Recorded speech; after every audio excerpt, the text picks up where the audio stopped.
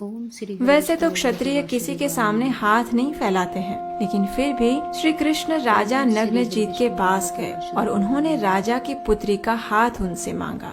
राजा अत्यंत प्रसन्न हुए, लेकिन उनकी एक विवशता थी। वो चाहकर भी इतनी सरलता से भगवान का विवाह अपनी पुत्री से नहीं करवा सकते थे, क्योंकि उन्होंने एक भीषण प्रतिज्ञा ली हुई थी। इसी प्रतिज्ञा को पूरा करने के लिए राजा नग्नजीत ने त्रिलोकीनाथ स्वयं भगवान के सामने एक शर्त रख दी। और वो शर्त क्या थी, ये हम जानेंगे आज के इस कार्तिक मास विशेष श्रीमद् भागवतम कथा में।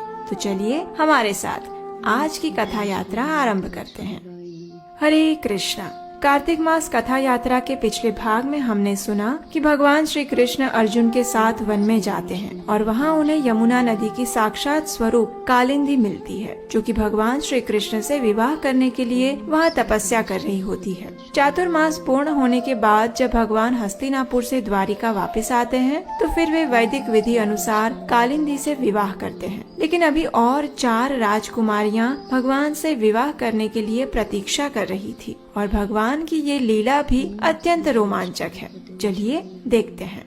जब भगवान श्री कृष्ण इस धरातल पर लीला कर रहे थे, तब अवंतीपुर, जो कि आज का उज्जैन है, वहाँ 2 भाई थे और वे अवंतीपुर के राजा थे। उनके नाम थे विंद और अनुविंद। उनकी एक बहन थी जिसका नाम था मित्रविंदा। वह अत्यंत सुंदर, शीलवान और सद्गुणी थी। बचपन से ही वो भगवान श्री कृष्ण से विवाह करना चाहती थी, लेकिन उसके दोनों भाई दुर्योधन के मित्र थे, इसलिए उन्होंने अपनी बहन को श्री कृष्ण से विवाह करने के लिए मना कर दिया था। उन्होंने मित्रविंदा को स्पष्ट आदेश दिया था कि उसके स्वयंवर के समय यदि श्री कृष्ण वहाँ उपस्थित रहे, तब पर भी उनका चयन वो नहीं करेगी। भगवान श्री कृष्ण ये बात जानते थे, इसलिए जब स्वयंवर का दिन आया तो वे अवंतीपुर पहुँच गए और सभी राजकुमारों की उपस्थिति में उन्होंने मित्रविंदा का अपहरण कर लिया और इस प्रकार श्री कृष्ण ने राजकुमारी मित्रविंदा से विवाह किया। इसी समय के दौरान कौशल प्रदेश में राजा नग्नजीत रहते थे। उनकी एक अत्यंत सुंदर और सुशील पुत्री थी,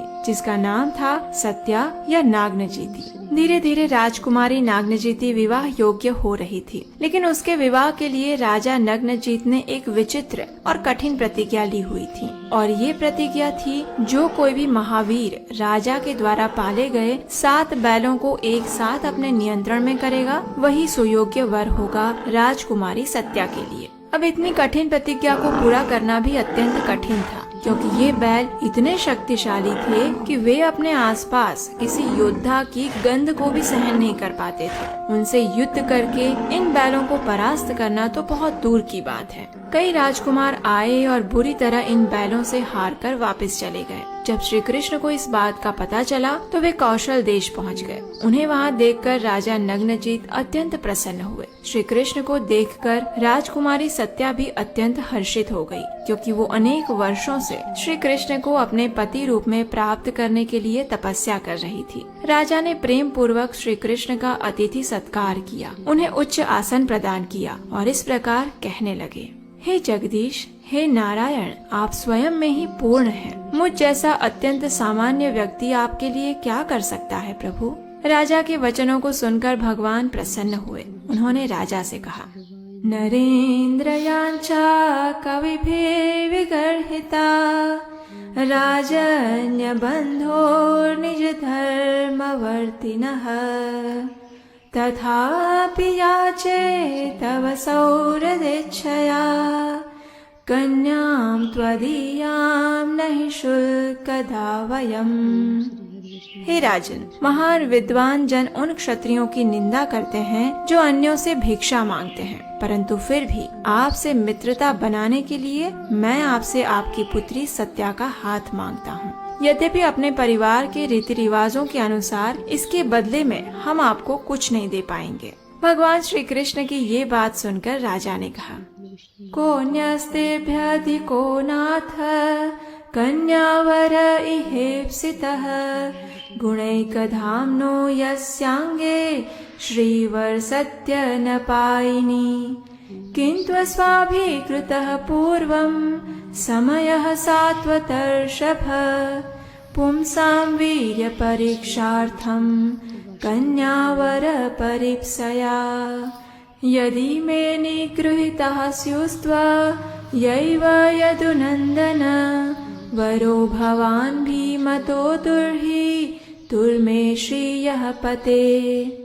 हे प्रभु, आपके सिवा मेरी पुत्री के लिए योग्य वर भला और कौन हो सकता है। आपकी देह में स्वयं लक्ष्मी देवी निवास करती है, परंतु मैंने अपनी पुत्री के विवाह के लिए एक प्रतिज्ञा ली हुई थी। ये 7 बैल अत्यंत बलशाली है और अभी तक उन्होंने अनेक राजकुमारों को पराजित करके उनके अंग तोड़ दिए हैं। हे भगवान, यदि आप इन सभी बैलों को पराजित करके उन्हें अपने नियंत्रण में कर सकें, तो अवश्य ही मेरी पुत्री का विवाह आपसे हो सकता है। राजा को संतुष्ट करने के लिए उसी क्षण श्री कृष्ण ने अपनी कमर कसी और अपने आप को उन्होंने 7 रूपों में विस्तारित कर लिया। उसके बाद उन्होंने अत्यंत सरलता से उन सभी बैलों को उस प्रकार बांध दिया जिस प्रकार कोई बच्चा लकड़ी के खिलौने को बांध देता है। ये देखकर राजा नग्नजित अत्यंत प्रसन्न और आश्चर्यचकित हो गए। उन्होंने बड़ी धूमधाम से और प्रसन्न चित्त के साथ अपनी पुत्री का विवाह श्री कृष्ण से करवाया। पुत्री के प्रेम से विवल राजा नग्नजित ने अपनी पुत्री के साथ भेंट के रूप में श्री कृष्ण को 10,000 गायें, 3,000 दासियां, 9,000 हाथी, 9 लाख रथ, 9 करोड़ घोड़े और 9 अरब सेवक दिए। इस प्रकार जब सभी राजकुमारों को पता चला कि श्री कृष्ण राजकुमारी सत्या से विवाह करके वापस लौट रहे हैं, तो वे सब एकत्रित होकर उन पर आक्रमण करने के लिए आ गए। उस समय अपने मित्र कृष्ण को प्रसन्न करने के लिए अर्जुन ने अकेले ही सभी राजकुमारों को उसी प्रकार भगा दिया जिस प्रकार शेर छोटे छोटे पशुओं को भगा देता है। इस प्रकार श्री कृष्ण सत्या के साथ विवाह उपरांत वापस द्वारिका लौट आए और आनंद पूर्वक रहने लगे। कुछ समय बाद भगवान ने कैकेयी प्रांत में रहने वाले अपने संबंधी श्रुतकीर्ति की पुत्री भद्रा से विवाह किया। भद्रा के भाइयों ने अपनी इच्छा से ही भद्रा का हाथ श्री कृष्ण के हाथों में सौंप दिया था। तत्पश्चात श्री कृष्ण ने मद्र देश के राजा बृहदसेन की पुत्री लक्ष्मणा के साथ भी विवाह किया। लक्ष्मणा अत्यंत चारित्र्यवान और समस्त शुभ लक्षणों से युक्त थी। उसके विवाह के लिए स्वयंवर में मत्स्य वेद की शर्त रखी गई थी। भगवान ने उस मत्स्य का भेदन किया और अपने ऊपर आक्रमण करने वाले शत्रुओं को पराजित किया। इस प्रकार भगवान ने संपूर्ण वैदिक विधि अनुसार लक्ष्मणा से भी विवाह किया। तो ये थी आज की कार्तिक मास विशेष श्रीमद् भागवतम कथा, जिसमें हमने देखा कि किस प्रकार भगवान श्री कृष्ण ने 4 विभिन्न राजकुमारियों के साथ विवाह किया। लेकिन हमने तो सुना है कि भगवान की कुल 16,108 रानियां थी। तो फिर बाकी रानियों से वे कैसे मिले और किस प्रकार उनसे उन्होंने विवाह संपन्न किया, इसकी रोमांचक कथा हम सुनेंगे कार्तिक मास विशेष श्रीमद् भागवतम कथा श्रृंखला की अगली कड़ी में। तो चलिए, आज का प्रश्न है, राजा नग्नजित की पुत्री सत्या का दूसरा नाम क्या था?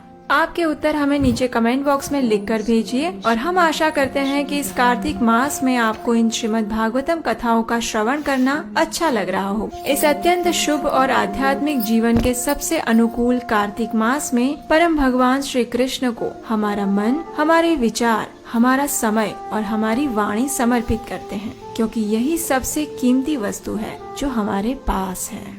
हरे कृष्णा।